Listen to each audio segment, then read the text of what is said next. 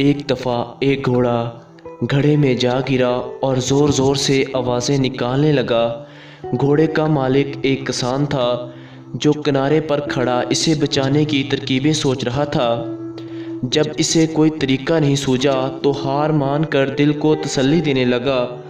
گھوڑا تو اب بوڑھا ہو چکا تھا، اب وہ میرے کام کا نہیں رہا، چلو اسے یوں ہی چھوڑ دیتے ہیں، اور گھڑے کو بھی آخر کسی دن بند کرنا ہی پڑے گا، اسی لیے اسے بچا کر بھی کوئی خاص فائدہ نہیں۔ یہ سوچ کر اس نے اپنے پڑوسیوں کی مدد لی اور گھڑا بند کرنا شروع کر دیا۔ سب کے ہاتھ میں ایک ایک بیلچہ تھا جسے وہ مٹی اور کوڑا کرکٹ گھڑے میں ڈال رہے تھے۔ گھوڑا اس صورتحال میں بہت زیادہ پریشان ہوا اور اس نے پہلے سے بھی زیادہ تیز آواز نکالنی شروع کر دی۔ کچھ ہی لمحے کے بعد گھوڑا بالکل خاموش سا ہو گیا۔ جب کسان نے جھانکا تو یہ دیکھ کر حیران رہ گیا کہ جب گھوڑے کے اوپر مٹی اور کچرا پھینکا جاتا ہے تب وہ اسے جھٹک کر اپنے جسم سے نیچے گرا دیتا ہے اور پھر گری ہوئی مٹی کے اوپر کھڑا ہو جاتا ہے۔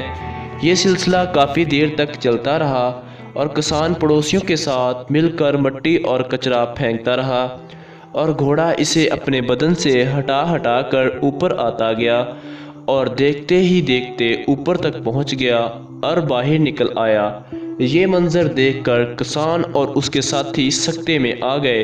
تو دوستو، ہماری زندگی میں بھی ایسے معاملات رونما ہو سکتے ہیں کہ ہمارے اوپر کچرا اچھالا جائے، ہماری کردار کشی کی جائے، ہمارے دامن کو داغدار کہا جائے، لیکن گندگی کے اس گھڑے سے بچنے کا طریقہ یہ نہیں کہ ہم ان غلاظتوں کی تہہ میں دفن ہو کر رہ جائیں، بلکہ ہمیں ان کی بیکار کی چیزوں کا مقابلہ کرتے ہوئے اوپر کی طرف اور آگے کی سمت بڑھتے رہنا چاہیے۔